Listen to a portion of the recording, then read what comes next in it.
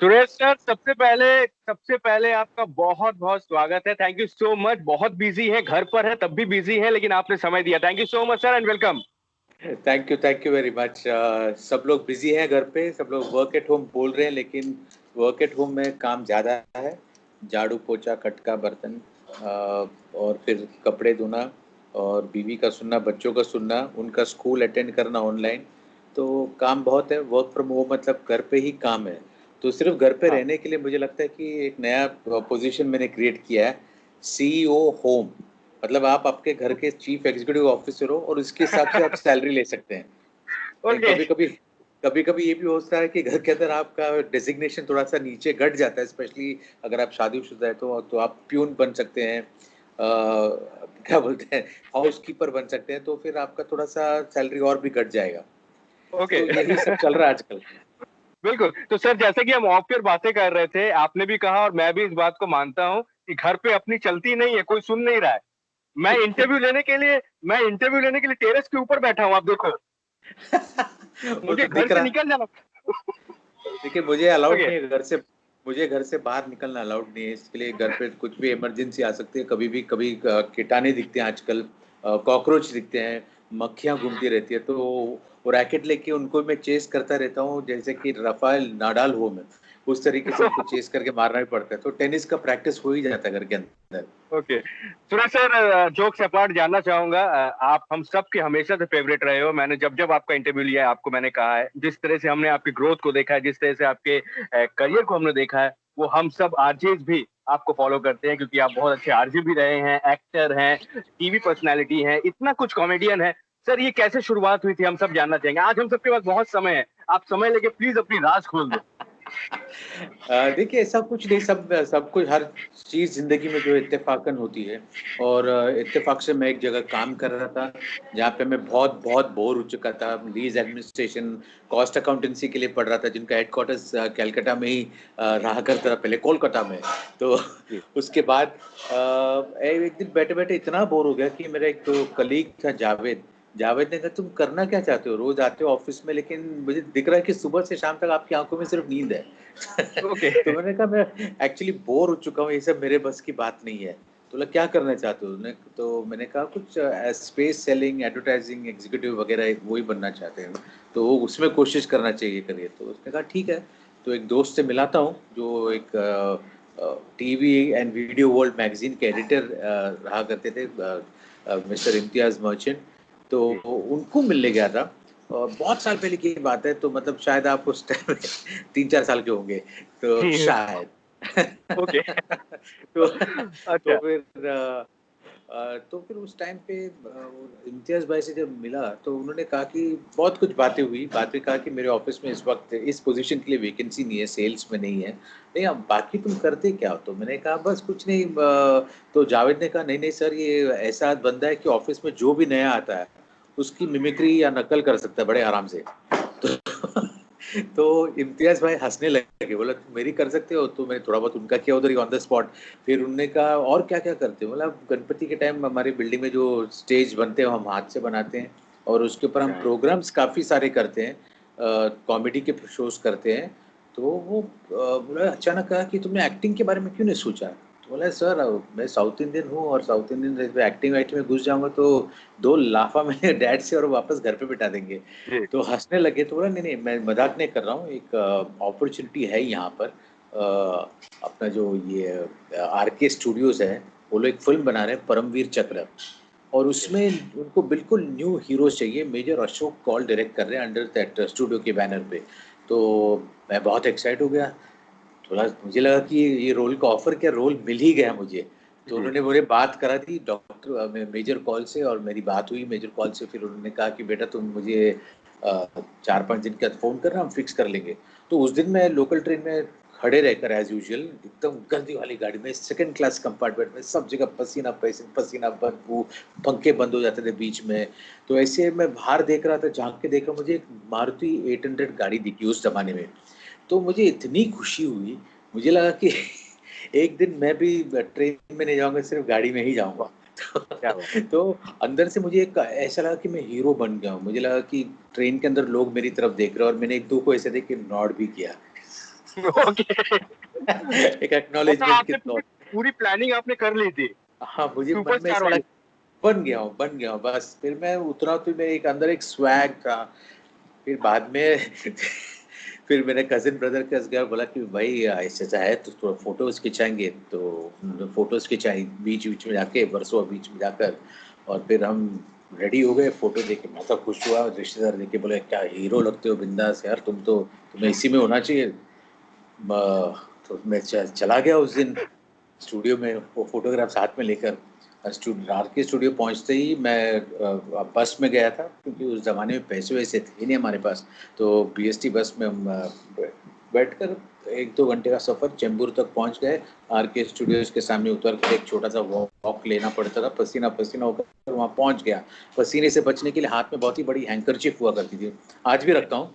उसे पूरा पोछा वोछा मार के चेहरे पर अंदर घुस गया, बाल को सेट करके।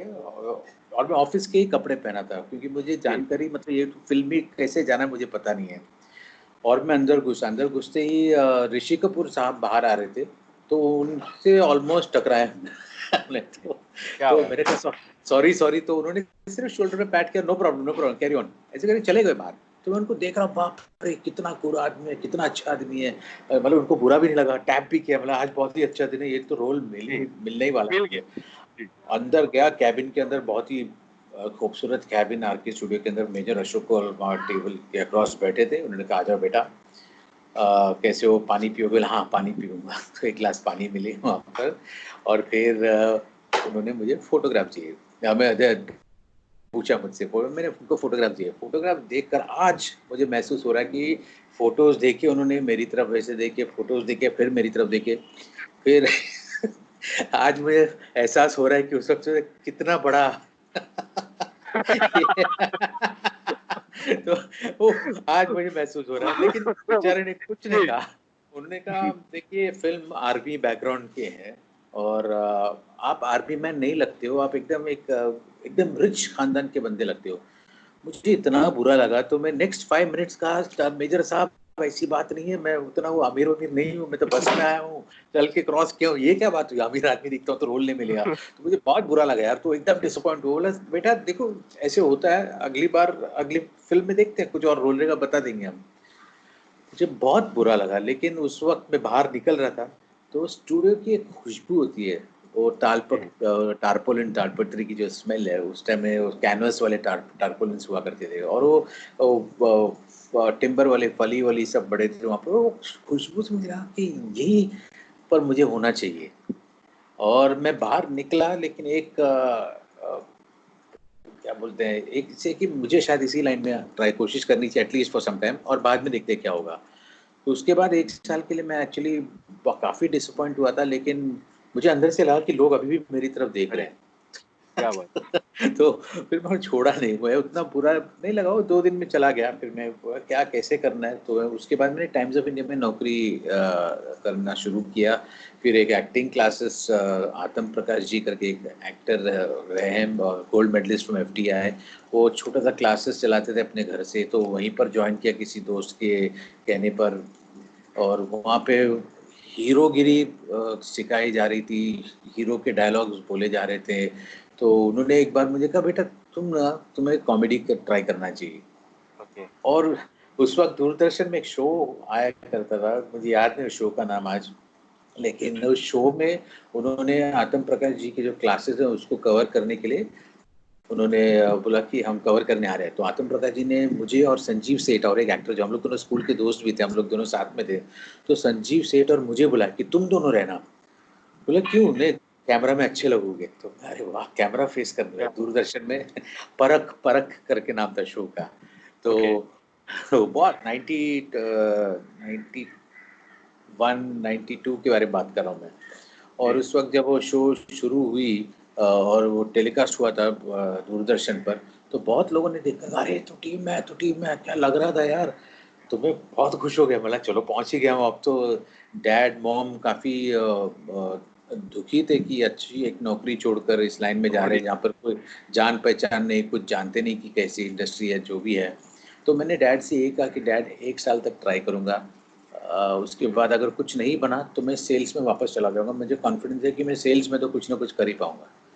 एक साल के लिए ट्राई किया 1993 में टुवर्ड्स द एंड दिसंबर तक। संजीव सेठ जो मेरे दोस्त थे उनको ऑलरेडी एक शो मिल गया कैंपस, जो जी टीवी का बहुत ही बड़ा हिट शो रह चुका था।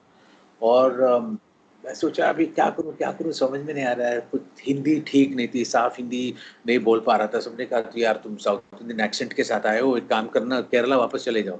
तो बोला भाई मैं केरला का आदमी हूँ लेकिन मैं मुंबई का हूँ, मैं मराठी अच्छी बोल लेता हूँ, तो अपनी हिंदी भाषा जो है मुंबई है, तो जी। उसमें आप तेरे को मेरे को सब एकदम भाई चल रहे ले अपना वैसे ही चल रहा था। तो उसमें थोड़ा बहुत क्या बोलते हो स्ट्रगल के टाइम पे रोज घर पर आकर मम्मी डैडी देखते भाई क्या हुआ आज, बोला कुछ नहीं, तो उनका फेस उतर जाता था, बहुत बुरा लगता था। फिर एक बार ऑडिशन के लिए बुलाया गया था हमें, तो यूटीवी, और ऑडिशन के लिए मैं पहुंच गया, संजीव भी आया था, हालांकि संजीव ऑलरेडी कर रहा था तभी, लेकिन बोला ऑडिशन तो सब जगह देना चाहिए। तो वहाँ पर पहुंचकर अडी पोचा नामक के एक डायरेक्टर, एड फिल्म डायरेक्टर है, लिंटास में बहुत बहुत बड़े आदमी थे। उनके साथ उनका असिस्टेंट थी जोया अख्तर। हमें पता नहीं उस टाइम जोया अख्तर कौन है, कुछ पता नहीं, लेकिन हेलो हाय हेलो सब चले। और उन्होंने कहा कि ऑडिशन देना है। मनोज बाजपेयी थे हमारे साथ, और मनोज बाजपेयी, मैं और 2-3 जीतू शास्त्री, राजेश जैस, ये 4 एक्टरों को अरिपोचा ने चुन लिया। बाकी हालांकि राजेश जैस, जीतू शास्त्री, अतुल श्रीवास्तव, संजय मिश्रा, ये सब एनएसडी के एक्टर्स थे उस वक्त। जी। और मुझे लगा कि मैंने जहाँ आदि से पूछा, इनके सामने मैं तो कुछ भी नहीं हूँ, मतलब जो वो उनके पास स्टडी किया हुआ उन्होंने एक्टिंग की, इनके सामने मैं तो कुछ भी नहीं हूँ, आपने मुझे कैसे चूज किया? तो उन्होंने कहा कि Suresh you are very versatile, ये भूलना नहीं है, and you really did a good job improvisation में, आप बहुत ही महान हो, सुपर्ब हो तुम। अरे वाह। और उसी दौरान सीरियल की शूटिंग हुई, सेलेक्ट हुआ हमने जी टीवी के लिए था इत्तेफाकन, और सीरियल का नाम था मैं भी डिटेक्टिव। और उस शो में पहले शिवा जो कैप्टन जटाक थे हम में, जी। वो करने वाले थे एंकरिंग, लेकिन फिर शिवा कुछ कमिटमेंट्स की वजह से उनको वो कर नहीं पाए, तो उन्होंने साजिद खान को ले ली। साजिद खान और मेरी दोस्ती 1993 से है। और जी। उस वक्त जब शूटिंग शुरू हुई, हमें पता चला Zoya Akhtar is Javed Akhtar hmm. Javed Akhtar's daughter, Farhan Akhtar, and also there, Farhan Akhtar is Javed Akhtar's son, and Sajid is their cousin. इतना मजा आया सेट्स पे उसके बाद। तो आई डोंट थिंक कि जितना लंबा शेड्यूल था, 13 एपिसोड ही किए थे हमने, लेकिन जो लाफ्टर उस समय जनरेट हुआ था, I don't think in today उसके लिए कोई हम क्या बोलते हैं वैल्यू कर रख सकते हैं उसके लिए। बहुत मजा आया, and I think that was a great start, and उसके बाद I have never looked back, thanks to the grace of God. बिल्कुल सर, मैं सैल्यूट करना चाहूंगा जिस तरह से आपने काम किए, चैलेंजिंग रोल्स किए। हमेशा हमने देखा है कि मिमिक्री की बातें हो, मूवीज की चली बातें कर लेते, मूवीज में भी हमने देखा है आपके जो किरदार रहे वो ज्यादा बड़े नहीं रहे, लेकिन जितने रहे उन्होंने अपनी छवि छोड़ी है। अगर हम फिर हेरा फेरी की बातें करें, पार्टनर की बातें करें, ग्रैंड मस्ती की बातें करें, सब में आपका किरदार जो रहा है वो काफी दूसरे टाइप का रहा है, जो सीरियस भी हो रहा है तब भी हंसा आ रहा है, कॉमेडी भी कर रहा है तब भी हंसी आ रही है। तो कितना टफ होता है एक कॉमेडियन के लिए, लोगों को हंसाना कितना टफ है? एक्चुअली बहुत बहुत ज़्यादा टफ है, और लोगों को लगता है कि एक लोग मानते भी हैं कि comedy is the toughest thing to do in industry. बहुत ऐसी परिस्थितियों से गुजरना पड़ता है जहाँ पर आपको लगता है कि आप कैसे हंसाऊंगा। जी। वो अंदर से बिल्कुल आप सहमे रहते हो, और बाहर आपको कुछ एक्स्ट्रॉर्डिनरी करना होता है। तो ऐसे बहुत सारी एक्सपीरियंसेस रह चुके हैं लाइफ में, specially when I lost my mom, when my son was born 3 months premature, and काफ़ी कुछ हुआ था। बट कभी-कभी ऐसा कभी नहीं हुआ कि मैं शूटिंग छोड़ के मुझे जाना पड़ा कहीं पर। 1-2 बार शूटिंग, एक बार मैं शूटिंग छोड़कर गया हूँ, और काफ़ी डिफ़िकल्ट होता है। फॉर एग्ज़ाम्पल इतने सारी चीज़ें साथ में हुआ था, और कुछ सालों के बाद जब मैं ये दीवाने में पागल की शूटिंग चल रही थी, उसके दौरान अ, जॉनी लीवर साहब और मैं दुबई रसल खैमा, वहाँ पर हम लोग शूटिंग के लिए रुके थे। तो जॉनी भाई ने कहा आज शाम को मलबारी खाना खाएँगे, चल तू मेरे साथ। तो हम दोनों गए वहाँ पर, और खाते समय दोस्त का फ़ोन आया और कहा कि Suresh, your dad has been taken to the hospital and he is very serious. तो मेरी आँखों से ऐसे आँसू निकलने लगे। वो लोग, जॉनी भाई ने पूछा क्या? तो बोले ऐसे-ऐसे हुआ है। तो बोला मम्मी है ना, बोला मम्मी गुजर गई 2 साल के बाद। अब ये कि मतलब एक क्या बोलते हैं सपोर्ट है और वो भी चले गए, तो उसने कहा नहीं ब्रदर, तो मैं तुम्हारे लिए कुछ करता हूँ, मैं प्रेयर करता हूँ, मैं हीलर बन गया हूँ आजकल, मैं तुम्हारे लिए प्रे करता हूँ। तो जॉनी भाई मुझे साइड में ले गए और वहाँ पर उन्होंने एक प्रेयर की, जो आज भी मैं उसके बारे में सोचता हूँ, तो बहुत शुक्रगुजार हूँ कि उस वक्त कितना काम में आया। तो उन्होंने प्रेयर की डैड के लिए, और दूसरे दिन सुबह 7 बजे की शिफ्ट थी, अर्ली मॉर्निंग, और मैं एज़ यूजुअल रेडी होकर, रात भर सोया नहीं था ऑब्वियसली, और सुबह जब बाहर रुके थे तो सुनील शेट्टी साहब, परेश रावल, शाहिद कपूर, सब आए, अक्षय, सब आए और बोला, "तू ठीक है ना? तू ठीक है ना?" तो बोला, "हाँ, मैं ठीक हूँ।" फिर मुझे पता चला कि जॉनी भाई ने उनको बता दिया था कि ऐसा-ऐसा हुआ है करके, तो ये इसका मूड, और वो क्लाइमैक्स सीक्वेंस शूट कर रहे थे जहाँ मैं रिमी सेन को लेकर भाग गया हूँ और ये सब गुंडे लोग मुझे चेस कर रहे हैं। तो फिर वो अब ऐसा सिचुएशन था कि शूट छोड़कर जाना भी गलत हो साबित हो सकता था, बिकॉज़ एक्चुअली मैं स्टार नहीं, और बाकी सब बड़े-बड़े स्टार हैं, सबकी डेट्स हैं, तो आप क्या करेंगे? क्या कर कर सकते हो उस वक़्त? तो फिर फिरोज़ नडियाडवाला जो प्रोड्यूसर थे, वो मेरे पास आया और बोला कि बेटा तुम ठीक हो? मैंने कहा हाँ ठीक हूँ, शूट पे चलते हैं। तो बोला नहीं कुछ चाहिए तो बताना। बोला नहीं, वो सही जगह पर है, ब्रदर है उनके साथ। तो एक ही ये चाहूँगा कि मैं अपने भाई से बात कर सकता हूँ? तो बोला ज़रूर कीजिए। तो उन्होंने फ़ोन दी उनके, और बोला मेरे फ़ोन से फ़ोन कर रहा है, तो मैंने फ़ोन किया और भाई से बात हुई मेरी। भाई ने कहा डैड कल रात से जो है उनका हालत काफ़ी सुधर चुके हैं, और जो ब्लॉकेज थी उनके हार्ट में वो निकल गया है। और उस वक़्त डैड ने मुझे भाई ने कहा कि डैड तेरे से बात करना चाह रहा है, तो मैंने बोला दे दो उनको 2 मिनट के लिए, बिकॉज़ ज़्यादा बात मत कराइए। तो डैड ने फ़ोन लिया मेरे भाई के हाथ से और मुझसे एक ही कहा, सुरेश एक चीज़ याद रखना, अगर मुझे कुछ भी हुआ तो तुम वापस नहीं आओगे। मेरी वज़ह से किसी का नुकसान नहीं होना चाहिए। ए, बी, किसी के डेथ के बाद वहाँ आप हो ना हो, तो उससे कुछ फ़र्क नहीं पड़ता। जब आदमी ज़िंदा है, उनके लिए जो कुछ करना है वो सब तभी करना चाहिए। जब मरने के बाद आदमी जब मरता है, नेक्स्ट दूसरे क्षण में ही सब कुछ खत्म हो गया रहता है। तो अगर बिल्कुल। आप आए, ना आए कुछ फ़र्क नहीं पड़ता है। तो ऑलवेज़ रिमेंबर, तुम नहीं आओगे। तो मैंने डैड को प्रॉमिस किया, मेरी आँखों से आँसू निकल रहे थे। फिरोज़ भाई को मैंने बताया तो वो भी एकदम थोड़ा-सा इमोशनल हो गया। आई थिंक वो एक अजीब-सा माहौल बन गया था, लेकिन we finished the shooting, filmed it well, dad recovered, and मुझे याद है जब 2008 में when he passed away, the next day I had to go for another shoot, और उस वक़्त प्रोड्यूसर्स लोग आए थे शाम में घर पे और कहा कि you know maybe we can postpone. बोला नहीं, डैड की वज़ह से आप लोग पोस्टपोन नहीं करोगे, उन्होंने सख्त मना किया है, मैं आऊँगा शूटिंग पे और कुछ आपको तकलीफ़ नहीं होगी। तो ऐसा ऐसी छोटी-छोटी चीज़ें होती हैं हमारे साथ इंडस्ट्री में, लेकिन इट वाज़ क्या बोलते हैं, एक ही सबक मिला कि जब ज़िंदा हैं लोग, उनको रिस्पेक्ट करो, प्यार दो, उनको सताओ नहीं, जितना हो सके माफ़ कर दो जल्दी से, गुस्सा आए तो भी गुस्से को थूक दो, और जितना हो सके अच्छे अच्छे से रहने की कोशिश करो। यही है बस। बिल्कुल, बिल्कुल, शो मस्ट गो ऑन इसीलिए कहा जाता है कि जितनी भी तकलीफ हो एक अच्छा एक्टर जो है वो एंटरटेनमेंट करता रहता है, एंटरटेनमेंट देता रहता है। बिल्कुल सर तो मैं जानना चाहूँगा इतनी तकलीफें भी आई उसके बाद आपने सबका दिल जीता और अच्छे-अच्छे किरदार में आप हमेशा से नज़र आए। और मैं जानना चाहूँगा कि एक अच्छे मिमिक्री आर्टिस्ट या एक अच्छे एक्टर की क्या पहचान होती है? डाउन टू अर्थ आपकी तरह तो होना ही होगा उसे और क्या-क्या चीज़ें हैं जो उनको दे मिमिक्री के लिए हम आर्टिस्ट भी कभी-कभी मिमिक्री कर लेते हैं, लेकिन क्या-क्या चीज़ों पे आपने ध्यान दिया था? मैंने एक्चुअली पर्टिकुलरली ध्यान दिया कि वो जो उनका प्रेज़ेंस है, और जहाँ पर भी मैं हमेशा बोलता हूँ जब कोई मिमिक्री करना है तो फॉर एग्ज़ाम्पल अमिताभ बच्चन, मैं हमेशा एग्ज़ाम्पल देता हूँ। बच्चन साहब एक लेजेंड है, लेकिन जब आप मिमिक्री करते हैं, वो तो आप कर सकते हो 25 साल के बाद मैं सीढ़ी चढ़ के भगवान, वो तो आप सब लोग कर सकते हैं। कर लेकिन लेते हैं, उनको एक बिल्कुल। अलग अलग सिचुएशन में डाल देना। बच्चन साहब राशन शॉप में रुके हैं। अब मैं उस दिन किसी से कह रहा था आजकल बच्चन साहब भी घर पे काम-काज कर रहे होंगे, और उनकी हाइट की वज़ह से सारे कपड़े जो सुखाने के होंगे शायद उनको बोल रहा, "जया जया वहाँ पे वो शर्ट निकाल के देना।" "हाँ, ठीक है, वो शर्ट पहले एक ही बार में बोल देना, सब बार-बार निकलता रहूँगा, ऐसे थोड़ी होता है।"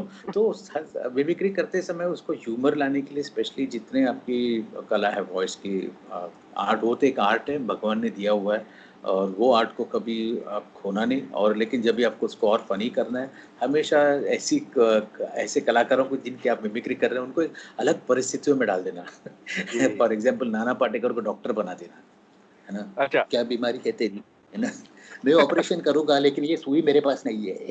ऐसे ओह! ऐसे तो हर एक को अलग-अलग सिचुएशन में डालना, अलग क्या बोलते हैं कैरेक्टर में घुसा देना, तो उसमें बड़ा मज़ा आ जाता है। बिल्कुल। तो सर मैं जानना चाहूँगा इतनी सारी मिमिक्री आपने किया है, सचिन से लेके इतने सारे कैरेक्टर्स को आपने मिमिक्री किया है। तो कभी ऐसा हुआ है कोई कैरेक्टर कोई एक्टर या कोई नाराज़ हो गया हो? नहीं मेरी मिमिक्री क्यों हो रही है? ऐसा कभी आपके साथ हुआ कि सबने हँस के उसको लाइटली लिया और उसको एन्जॉय किया? सनी देओल साहब ने नाम आप बहुत नहीं अच्छी ले बात सकते, नाम नहीं लेने से भी चलेगा लेकिन क्या नहीं, होता नहीं। है ऐसा कि नाराज़ हो जाते हैं? देखो नाराज़ हो जाते हैं। सनी देओल साहब ने एक बहुत अच्छी बात कही मेरे लिए। बहुत साल पहले एक प्रेस कॉन्फ्रेंस हुई थी जहाँ पर उन्होंने केस छेड़ा था कि एक रेडियो स्टेशन के साथ के खिलाफ जो ने कहा कि तुम लोग ना हुँ, मज़ाक उड़ा रहे हो धर्मपाल जी और मेरे। तो किसी ने उनसे प्रेस कॉन्फ्रेंस के दौरान पूछा कि लेकिन सुरेश मेनन भी तो मिमिक्री करते हैं आपकी, तो आपने कुछ कहा नहीं? तो सनी पाजी ने ये कहा कि वो करते हैं लेकिन वो साफ रखते हैं उसको, फैमिली वालों को नहीं घसीटते हैं। I had never seen him used the lady members daughters को या किसी को मतलब बदनाम नहीं करते, उनको घसीटते नहीं उसके परफॉर्मेंस में। तो he is there to make everybody laugh. और मैंने भी बहुत बार ये कहा कि अगर कोई आपका नकल करता है तो इंग्लिश में कहावत है, imitation is the best form of flattery. तो it's a way to honour that person. अगर हम आपका बच्चन साहब की मिमिक्री कर रहे हो इसीलिए कर रहे हैं क्योंकि वो बच्चन साहब है। और जितनी बार भी मैं मजाक नहीं कर रहा हूँ, जब मैं बच्चन साहब बनाते हैं मुझे गेटअप में या मैं कौन बनेगा करोड़पति का स्पूफ करता हूँ, तो मुझे ऐसा लगता है कि उस छोटे से वक़्त के लिए मैं खुद बच्चन अंदर से बन गया, तो बड़ा बिल्कुल। मज़ा आता है वो फ़ील के साथ। सनी देओल बनते तो मुझे लगता है कि मैं भी सनी पाजी बन गया और मैं भी हैंडपंप उखाड़ सकता हूँ। सचिन तेंदुलकर की मिमिक्री करते हुए मुझे लगता है मैं भी क्रिकेट खेल सकता हूँ। और एक इत्तेफ़ाक की बात है कि एक बार स्टार स्पोर्ट्स में तो बोलना ही चाहिए मुझे। स्टार जी। स्पोर्ट्स में एक शूटिंग के लिए गया हुआ था। ब्रेट ली और शोएब अख्तर 11 बच्चों के साथ वो लोग स्टूडियो के अंदर ही शूट कर रहे थे। एक टेनिस बॉल मैच थोड़ा पूरा गुड फन, मतलब एक मज़ाक इसके लिए बच्चों के लिए एक बहुत ही अच्छी एक्टिविटी कर रहे थे लोग। तो उस वक़्त मैं सचिन तेंदुलकर बना हुआ था और मेरे हाथ में किसी ने बैट दिया और बोला, "अब शोएब अख्तर तुम्हें टेनिस बॉल फेंक के आ।" है ना? रेडी रहना, मैंने तू तो इंजर्ड हो गया। लेकिन मैं मुंबई का हूँ, तो मैं क्रिकेट बहुत खेला हूँ मुंबई में और ख्वाहिश तो यही थी कि मैं भी क्रिकेटर बनूँ, लेकिन और जब शोएब अख्तर ने पहली गेंद फेंकी हमारी तरफ, मैंने उन्हें ज़ोर से पटका। आहा! तो शोएब अख्तर मुड़े और मेरी तरफ देखकर बोला, यार नकली सचिन भी मुझे धो रहा है। क्या बात है! क्या बात है, क्या बात है! बिल्कुल सर, नहीं ये सब छोटी-छोटी चीज़ें जी। या तो ये आई थिंक इस लाइन ने मुझे बहुत कुछ दिया है। फॉर एग्जांपल मैं हमेशा शुक्रगुज़ार रहता हूँ परसेप्ट पिक्चर कंपनी से, क्योंकि उनका जो मेन शैलेंद्र सिंह है एमडी, तो उनकी वजह से मुझे बहुत सारे क्रिकेटरों के साथ मेरी दोस्ती हुई। हम लोग एक टूर्नामेंट करते थे गोवा में, Goa super sixes tennis ball tournament, जहाँ पर मुझे टेनिस बॉल खेल खेल होता है क्रिकेट, लेकिन इतना इंटेंसिटी के साथ I played with Kapil Dev, Sandeep Patil, Dilip Vengsarkar, Kirti Azad, Ajay Jadeja, Vinod Kambli, you know, uh, Shishir Hatangadi. I played with all these legends, Anshuman Gaikwad, Mohinder Amarnath, Lalchand Rajput.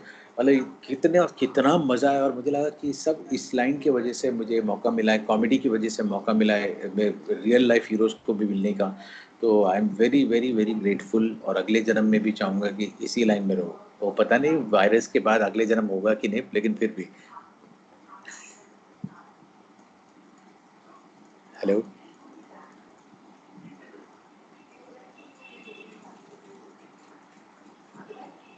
Hello, hello, hello.